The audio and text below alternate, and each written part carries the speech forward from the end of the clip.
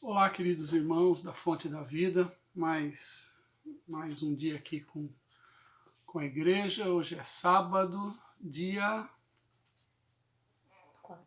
dia 4, 4 de abril, e nós estamos aqui para, mais uma vez, meditarmos numa palavra, orarmos juntos, buscarmos direção de Deus para a nossa vida, para o sustento nesses momentos que nós estamos passando bastante difíceis, né? Eu me lembro que na mensagem, foi uma mensagem gravada, não sei se foi a última, eu falei, vou até ler para vocês o que eu havia dito. Uma das coisas que vemos em momentos de grande comoção, em momentos muito difíceis, é o agir de Deus através do seu povo. Porém, isso não se dá de qualquer maneira, mas através de um grande quebrantamento, na forma de grandes manifestações de arrependimento e, com isso, uma aproximação de Deus, tornando a oração do crente algo que move a mão de Deus. Eu havia dito isso e qual não é a minha alegria, pois eu tenho visto, acompanhado muitos pastores, muitas mensagens de fortalecimento, de unidade na internet, e o que eu tenho visto bastante, eu tenho reparado isso, que não é uma coisa normal, os pastores, os líderes, os pregadores conclamando o povo a orar, mas debaixo dessa condição. Arrependimento, quebrantamento, unidade, coisas que vão fazer com que a gente se aproxime mais de Deus, que a gente fique mais apto a orar segundo a vontade de Deus. E eu fiquei muito contente, porque inclusive até nós vimos que um pastor conseguiu, nessas conversas que o presidente da República tem ali na saída do Planalto, do Palácio Planalto, ele conversando com o pastor, esse pastor sugeriu para ele: ó, presidente, a situação está difícil mesmo, não daria para invocar e conclamar um jejum, pede para as pessoas que creem em Deus fazer isso, tudo, e lá pelas tantas ele fazendo a transmissão dele semanal, ele acho que se lembrou disso e falou para as pessoas, né? Olha, inclusive eu conversei com um pastor, ele falou para marcar um jejum para esse domingo, tudo, e a coisa está rolando aí nas redes sociais, e graças a Deus alguns têm falado, inclusive dessa maneira: vamos fazer, por favor, se você puder, participa disso, todo o povo de Deus unido. Agora nesse domingo a gente, além de orar por algum período do dia, ou tirando algum tipo de alimento, ou uma coisa que você goste nesse dia, para que a gente possa fazer um jejum que possa subir aos céus, tocar o coração de Deus, nos deixar mais íntimos de Deus, para que esse clamor de domingo seja especial. Eu comentei até naquela mensagem, eu falei também sobre, eu citei no final da mensagem, a cidade de Nínive, que era uma cidade pagã, governada por um rei pagão, e quando eles receberam a notícia trazida por Jonas, de que a cidade seria destruída por causa do seu pecado, a gente percebe ali que o povo todo e o rei também, todos eles entraram num jejum, num clamor de arrependimento dos pecados, tudo, e Deus poupou a cidade. E eu disse o seguinte no final da mensagem: que gloriosa passagem essa de Jonas, capítulo 3, o capítulo 3 inteiro, depois você lê na sua casa novamente. Que gloriosa passagem, que traz o relato da salvação de milhares de pessoas diante do arrependimento e humilhação diante de Deus. Isso aconteceu com um povo pagão, que diante da sentença de Deus contra eles, se arrependem de tal maneira que Deus decide poupá-los. Aí eu fiz a seguinte pergunta: o que será que pode acontecer quando o povo de Deus, aqueles que foram justificados no sangue do Cordeiro, decidirem buscar a Deus de tal maneira que se tornem agradáveis à sua vista? Ou seja, com esse quebrantamento, invocando um jejum, o que pode acontecer se a igreja toda se unir nesse propósito? E graças a Deus a coisa parece que está caminhando. O povo de Deus, eu tenho visto o povo de Deus muito quebrantado, já tem aí uma coisa maravilhosa relacionado com esse problema do coronavírus, da nossa quarentena.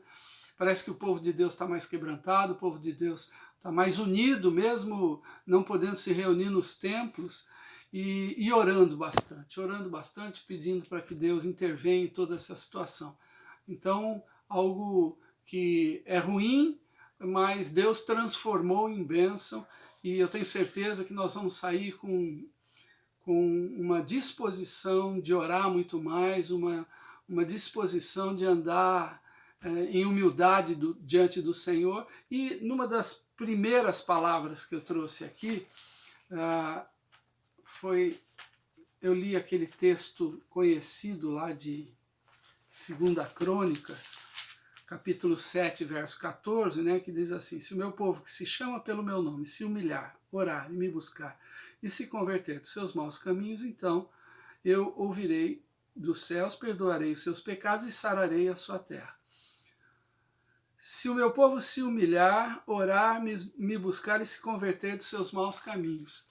Essa humilhação tem muito a ver com esse reconhecimento de que nós somos pecadores e precisamos chegar diante de Deus sempre pedindo a Deus misericórdia, perdão pelos nossos pecados, apresentando a Deus um arrependimento verdadeiro, como eu falei na palavra passada, para que a nossa oração seja mais efetiva, para que a nossa oração tenha efeitos maravilhosos para a glória de Deus, para o nosso livramento, para que Deus manifeste a sua misericórdia sobre a nossa vida. Só que naquele dia, naquela palavra, eu falei sobre a cidade de Nínive. E lógico, não deixando de falar que o que acontece se o povo de Deus toma esse posicionamento, que aqueles pagãos que de repente reconhecem que o Deus de Jonas é o Deus verdadeiro, né, o Deus dos israelitas, e se colocam em jejum, em arrependimento, em humilhação diante de Deus, e Deus fez um milagre ali, né? O que seria se o povo de Deus, e a gente vê muitas vezes isso acontecendo. Eu vou citar rapidamente aqui algumas passagens onde a gente vê essa postura agora do povo de Deus, realmente se arrependendo, buscando a Deus, orando com quebrantamento, com humildade diante de Deus. Eu vou pegar primeiro o livro de Esdras, né, que conta então aquele retorno do povo de Deus, através Deus usando 3 reis persas para que eles começassem a mandar de volta aqueles que eram cativos ainda na Babilônia, né, para voltar para Israel, para começar a reconstruir a nação, o templo, os muros. E Esdras foi um deles. E aqui em Esdras capítulo 8, verso 21, quando Esdras está para empreender essa viagem de retorno para Jerusalém, nós lemos o seguinte: Esdras 8, 21 em diante. Então apregoei ali um jejum junto ao rio Ava, para nos humilharmos perante o nosso Deus, para lhe pedirmos jornada feliz para nós, para nossos filhos e para tudo que era nosso. Porque tive vergonha de pedir ao rei exército e cavaleiros para nos defenderem do inimigo no caminho, porquanto já lhe havíamos dito: a boa mão do nosso Deus é sobre todos os que o buscam, para o bem deles, mas a sua força e a sua ira contra todos os que o abandonam. Nós, pois, jejuamos, pedimos isto ao nosso Deus, e ele nos atendeu. Então, Esdras, dizendo que eles se humilharam, ele conclamou um jejum do povo para essa jornada. E reparem uma coisa muito interessante: Esdras já havia dado testemunho de que o Deus dele era um Deus abençoador, era um Deus protetor. Então, naquele momento que eles estão para empreender a viagem e passa no caminho da Babilônia para Israel, passava por regiões assim perigosas, onde tinham assaltantes esperando a espreita nas estradas, e ele ficou com receio de pedir uma proteção, que com certeza o rei daria para ele, mas ele ficou com receio. Por quê? Porque ele já havia dado um testemunho dizendo que o rei, que o seu Deus era um Deus que guardava, que protegia os seus, que abençoava os seus. Então o que ele fez? Ele manteve esse testemunho, não pediu esse exército para o rei para proteção, confiou na proteção de Deus, mas não sem antes conclamar esse jejum, se humilhar diante de Deus para que as coisas pudessem acontecer, e Deus foi fiel e os protegeu e guardou. Uma coisa muito interessante também para nós pensarmos, porque neste momento em que o mundo todo está passando por essa pandemia, o povo de Deus é um povo que sempre tem dado testemunho que Deus é fiel, que Deus é maravilhoso, que Deus traz livramento, que Deus sustenta em momentos de dificuldade, que Deus faz milagres, que Deus cura. Então, neste momento, nós precisamos sim desse posicionamento de humildade, de clamor, de jejum, de unidade, um só propósito, pedindo para Deus ter misericórdia, porque nós temos também um testemunho, já de tempos, empenhado aí. Que a gente possa mostrar para o mundo que o povo de Deus crê naquilo que a Bíblia fala sobre Deus. E uma das coisas que Deus é um Deus misericordioso. Então nós vamos invocar a sua misericórdia. Eu tenho também aqui...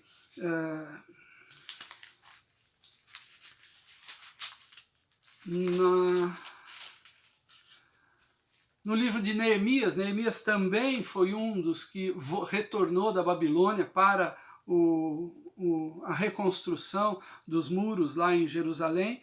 E é interessante que no capítulo 1 de Neemias, nós lemos assim, quando ele recebe a notícia ele ainda está na Babilônia, ele recebe a notícia de alguém que veio de Jerusalém, dizendo que a cidade se encontra completamente destruída. Então olha o que a gente lê aqui, no verso 4 do capítulo 1 de Neemias. Tendo eu ouvido estas palavras, assentei-me e chorei. Lamentei por alguns dias, estive jejuando e orando perante o Deus dos céus. E disse, Senhor, Deus dos céus, Deus grande e temível, que guardas a aliança e a misericórdia para com aqueles que te amam e guardam os teus mandamentos. Estejam, pois, atentos os teus ouvidos e os teus olhos abertos para acudires à oração do teu servo, que hoje faço a tua presença dia e noite pelos filhos de Israel, teus servos, e faço confissão pelos pecados dos filhos de Israel que temos cometido contra ti, pois eu e a casa de meu pai temos pecado. Temos procedido de todo corruptamente contra ti, não temos guardado os mandamentos, nem os estatutos, nem os juízos que ordenastes a Moisés e teu povo. A gente sabe o que acontece a partir desse posicionamento de Neemias. O rei, preocupado com o semblante triste de Neemias, pergunta para ele assim o que está acontecendo. Neemias conta, e o rei põe à disposição dele para o retorno, para começar então a reconstrução dos muros de Jerusalém. Ele coloca tudo à disposição, pessoas, bens, cartas, para que eles pudessem passar em segurança nesse caminho. Neemias recebeu tudo e pôde voltar então para Jerusalém, mas a gente repara aqui que tudo começa com a notícia triste do estado da cidade de Jerusalém e o posicionamento de Neemias. O que ele faz? Ele se arrepende dos pecados, ele se humilha diante de Deus, ele ora e jejua. Isso é muito interessante. Aí você pode dizer assim, pastor, só do Antigo Testamento, no Novo Testamento, que é onde está a igreja, a gente pode ver, por exemplo, vamos lá para Lucas capítulo 18, palavras do Senhor Jesus, quando ele fala sobre dois homens que foram ao templo para orar. E aqui diz assim, Lucas 18, a partir do verso 10. A partir do verso 10. Dois homens subiram ao templo com o propósito de orar, um fariseu e o outro publicano. O fariseu, posto em pé, orava de si para si mesmo desta forma: ó Deus, graças te dou, porque não sou como os demais homens, roubadores, injustos e adúlteros, nem ainda como este publicano. Jejuo 2 vezes por semana e dou o dízimo de tudo quanto ganho. O publicano, estando em pé, longe, não ousava nem ainda levantar os olhos aos céus, mas batia no peito, dizendo: ó Deus, sê propício a mim, pecador. Digo-vos que este desceu justificado para a sua casa e não aquele, porque todo o que se exalta será humilhado, mas o que se humilha será exaltado. Olha que interessante aqui. Jesus falando de duas pessoas, um religioso, daqueles religiosos hipócritas. Ele vai ao templo com o intuito claro de aparecer para as pessoas que ele está orando. E também tem um cobrador de impostos que chega ali com a noção de que ele é um pecador, de que ele precisa da misericórdia de Deus. E enquanto o religioso ora em voz alta, enaltecendo todo o posicionamento dele diante de Deus e dos homens, e dizendo inclusive que ele jejuava. Enquanto isso, o pecador, consciente dos seus pecados, se humilha diante de Deus, bate no peito e pede para Deus ter misericórdia porque ele era um pecador. Palavras do Senhor Jesus. Aquele que foi justificado, aquele que teve a sua oração atendida, foi aquele que se humilhou com toda sinceridade diante de Deus, pedindo misericórdia de Deus. Então, queridos, esse jejum que nós estamos propondo para que todo o povo de Deus faça, e eu gostaria que esse jejum não ficasse restrito só ao domingo. Nós estamos já começando a entrar em situações de bastante aperto, não é? Quanto mais tempo ficamos em casa, quanto mais tempo a economia não gira no país, mais dificuldades nós vamos estar colhendo daqui a pouco. Então eu gostaria até de conclamar aos irmãos em Cristo que pudessem todo dia deixar algumas horas assim em jejum e oração junto com a tua família, com quem você puder se reunir para orar. Vamos fazer isso diariamente, porque a situação pede isso. Eu tenho certeza que se nós formos com esse espírito de quebrantamento, se nós nos humilharmos diante do Senhor, confessarmos os nossos pecados e clamarmos para Ele, eu tenho certeza que Ele vai fazer algo tremendo nesses tempos aqui, que não ficará dúvida nenhuma que foi a ação de Deus. Então não se esqueça, clame pedindo que Deus possa abreviar esse tempo de coronavírus, não só no Brasil, mas no mundo, que o Senhor guarde e proteja os seus, que nós possamos nesse momento dar um bom testemunho, e também que o nosso testemunho de quem Deus é possa ficar bem claro através do nosso posicionamento, através da paz que há de habitar no nosso coração. Então, se há aí alguma ansiedade, algum desespero no teu coração, clame também por isso, porque neste momento nós estamos aqui sendo provados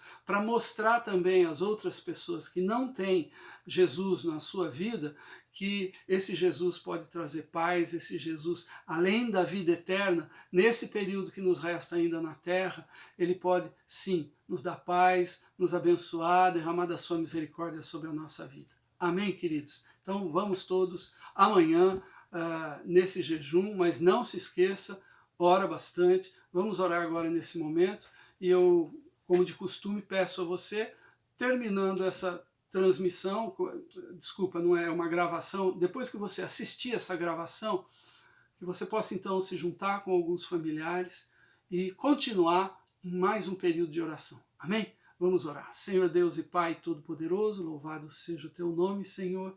Muito obrigado, Senhor amado, porque o Senhor nos instrui. Muito obrigado porque o Senhor está colocando no coração do teu povo, aqui nesta terra, Senhor Deus, à disposição para nos humilharmos diante de Ti, Senhor Deus, para nos arrependermos dos nossos pecados e clamarmos a Ti, Senhor Deus, de todo o nosso coração, pedindo que o Senhor venha, nos abençoe, restaure as coisas, possa abreviar esse tempo dessa pandemia, Senhor Deus, salvar vidas, ó Senhor amado, nós clamamos, ó Pai, abençoa todos aqueles que têm trabalhado na linha de frente, Senhor Deus, ao combate dessa pandemia, protege os profissionais de saúde, protege, Senhor Deus, a todos aqueles que não deixaram, Senhor amado, as coisas pararem completamente, Senhor Deus, para que nós pudéssemos estar mais tranquilos, mais assistidos, ó Senhor Deus. Guarda a vida de todos eles, Senhor amado.